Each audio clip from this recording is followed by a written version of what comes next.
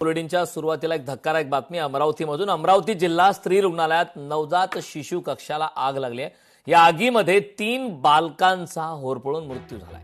शिशु अतिदक्षता विभागात अचानक व्हेंटिलेटरमध्ये स्फोट झाला। अमरावती जिल्हा स्त्री रुग्णालयातील 3ऱ्या माळ्यावरील असलेल्या नवजात शिशु अतिदक्षता कक्षाला पहाटे 5:30 वाजता अचानक व्हेंटिलेटरमध्ये स्फोट होऊन आग लागली।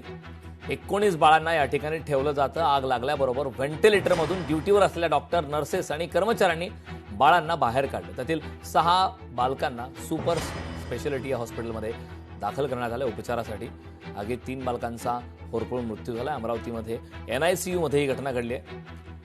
या आगीमध्ये होरपळून 3 बालकांचा दुर्दैवी मृत्यू झाला। त्यामुळे आता हा यापूर्वी सुद्धा अशी आगीची घटना या रुग्णालयात घडली होती। त्यामुळे रुग्णालय प्रशासन नेमकं काय करतंय हा असा गंभीर प्रश्न निर्माण होतोय। त्या 3 निष्पाप बालकांचा जीव गेलाय। नेमकी त्रुटी काय होती? शॉर्ट सर्किटमध्ये ही आग लागली की अन्य काही उपकरणांच्या त्रुटीचा अभाव आहे?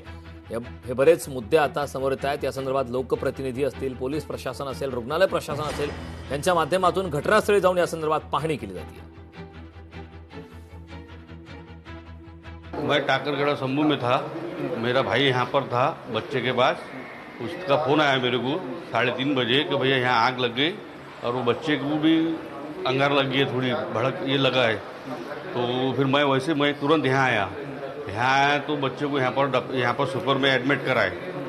सुपर में एडमिट करा तो बच्चे की हालत अभी नाजुक है और उसको हमने यहाँ पर डफरीन में इसलिए एडमिट करे थे क्योंकि उसकी सांस लेने की भी दिक्कत थी। सांस कमज़ोर था, वो ले नहीं रहा था। तो वहाँ 8 दिन से हमने यहाँ एडमिट था। तो रात में ये हादसा हो गया और यहाँ पर अभी उन्होंने सुपर फैसिलिटी में यहाँ पर लाके एडमिट करा दिए। तकरीबन 3-3:30 बजे की घटना है। 3:30 बजे की घटना है और हमें मालूम पड़ा है 4-4:30 बजे। तो पहले मालूम पड़ा तो आप कहाँ पे था? आपका बच्चा वहीं पर था? हाँ, वही था बच्चा। तो ये बताया गया था कि तुम्हारे बच्चे को वेट का प्रॉब्लम है, उसको ICU में रखेंगे। और हमको 2 दिन से तो मिलन नहीं दिए बच्चे को। और रात में ऐसा हादसा हो गया। फिर हम बच्चे को ढूंढने आए तो बच्चा हमारा दिखने लापता बच्चा दिख रहा हमारे को। बाबू पाहिजे बायकोला काय सांगेन मी?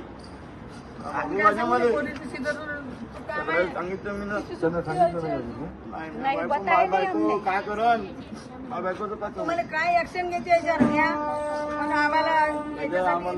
आम्ही नागपूर शिफ्ट करायला तयार होतो। त्यांनी म्हटलं तेव्हा डॉक्टरवाल्यांनी काय म्हटलं त्यांनी मग नंतर की इथं फॅसिलिटी अवेलेबल झाली तेव्हा सोयच नाही, तुम्ही तर कशाला ठेवलं? आम्हाला निघायला पाहिजे होतं ना। तुमच्याकडे इलाज नाही होत का? दिनांक 24 ऑगस्ट रोजी सकाळी 4:30च्या सुमारास ही एक दुर्घटना आपल्या डफरीन हॉस्पिटलचं जे आपलं NICU आहे त्याच्यामध्ये घडलेली आहे। यामध्ये एकूण 39 बालके त्या ठिकाणी होते, 2-3 विंग्स मिळून।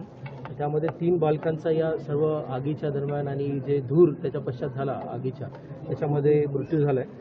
आणि 36 बालकांना आपल्याला तिथून रेस्क्यू करण्यामध्ये त्या ठिकाणी यश आलं। त्यामध्ये सर्व हॉस्पिटल्सला आम्ही बोलणं झालेलं आहे आणि यापैकी 3 हॉस्पिटलला तर आमच्या व्हिजिट्स पण झालेल्या आहेत आणि त्यांना आम्ही सूचना दिलेल्या आहेत की कुठल्याही प्रकारची फीस ही या मुलांच्या पालकांकडून आकारायची नाही। आग लागते आणि फायरची जे गोष्टी असतात ऑडिट झाल्या आहे का ते पाहावं लागेल। आणि जे स्प्रिंकलर आहे ते का सुरू नाही झाले? कारण आता आपण सगळे पत्रकार सोबत आतमध्ये उभे होतो तर तेव्हा तो 1-2 स्प्रिंकलर सुरू होते। त्याची ऑडिट कोण करताय, त्याला मॅनेज कोण करताय आणि का सुरू नाही झाले? आणि सिलेंडर आतमध्ये असल्यानंतर ते कसं ब्लास्ट होते ते सगळी गोष्टीची इन्क्वायरी करणं आहे। आणि मी स्वतः मंत्री महोदयशी बोलणार आहे, रवीजी मंत्री महोदयशी बोलले आहे आणि याची इन्क्वायरी 100% होणार आहे। जेही कोणी दोषी असेल त्याच्यावर कडक पद्धतीने कारवाई नक्की होईल। जिनके ऊपर अगर दोष आ गया तो उनके ऊपर हत्या का ही ये कलम लगना चाहिए, उसकी कार्रवाई जरूर करेंगे। उद्घाटन करायला फार वलवल असते या लोकांची। काय डेव्हलपमेंट केली, काय केली हे मला राजकारण नाही बोलायचं आहे, पण सप्लायर कोण होता, ते इन्व्हर्टर मध्ये फॉल्ट होता का, व्हेंटिलेटर मध्ये फॉल्ट होता का, इलेक्ट्रिक कनेक्शन्स मध्ये त्या ठिकाणी फॉल्ट होते का व्हेंटिलेटर का फुटतं? म्हणजे तिथं फॉल्टी व्हेंटिलेटर्स दिलेले आहेत।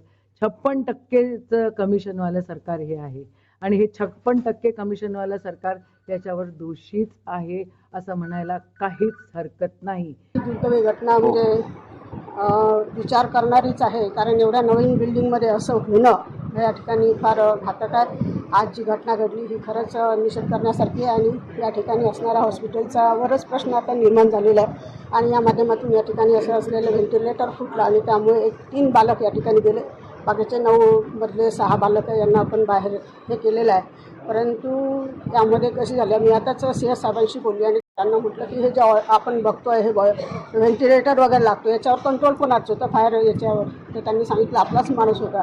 पण रोज चेक करायला पाहिजे होतं. म्हणजे मला वाटतं याच्याकडे काहीतरी दुर्लक्षित झालेलं दिसतं आहे. याचीसुद्धा आपण चौकशी करू.